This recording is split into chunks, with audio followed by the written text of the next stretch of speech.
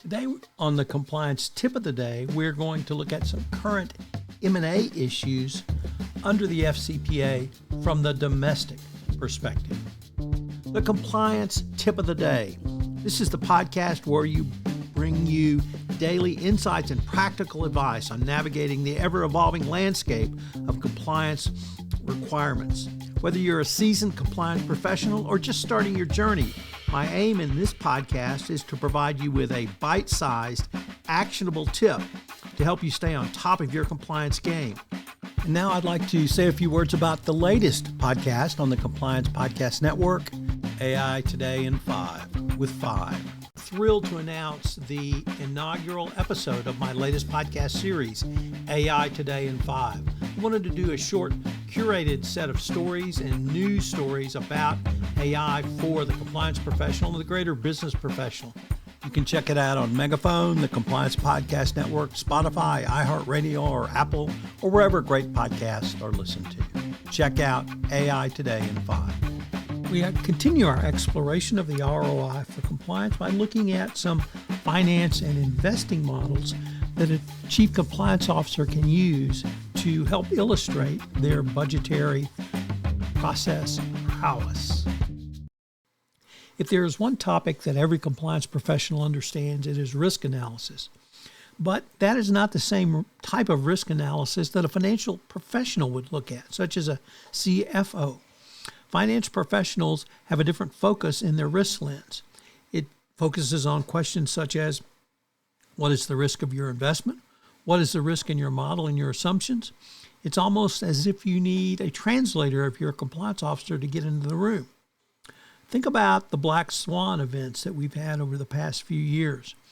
This is, you may say, well, we're just now business as usual, Tom, but and you might be right.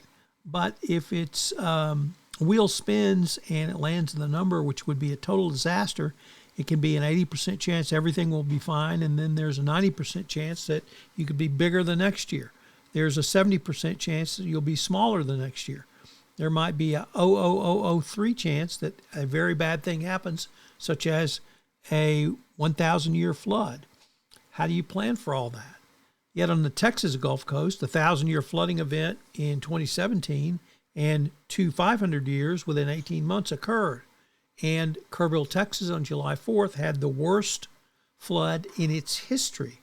So how can you plan for these, and how do you look at this in terms of a model?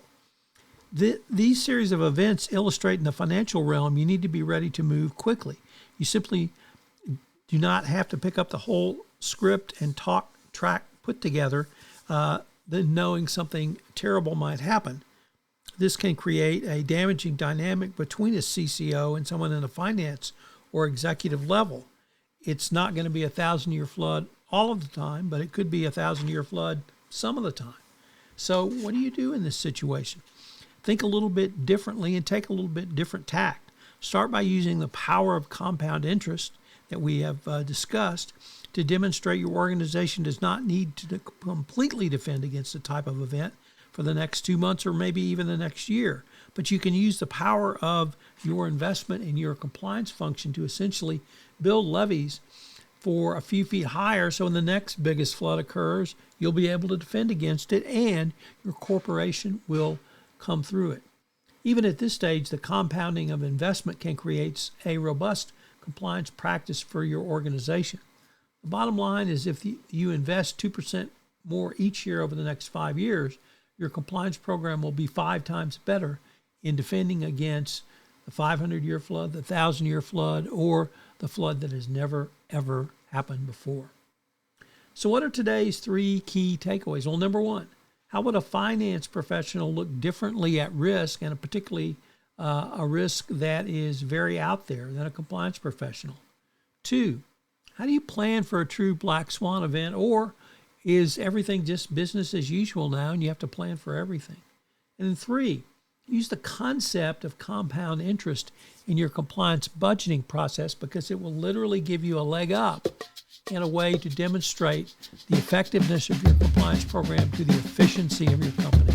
One of the things that I'm happy to do for you, the compliance profession, is if you have a question or a series of questions you would like some compliance tips on, I'm happy to take any requests that you might want, certainly anonymize them, and give you a quick tip, either one quick tip or maybe a week's worth of quick tips. So if you have any tips you want about your compliance program, you can shoot me an email at tfox@tfoxlaw.com. This podcast was created and produced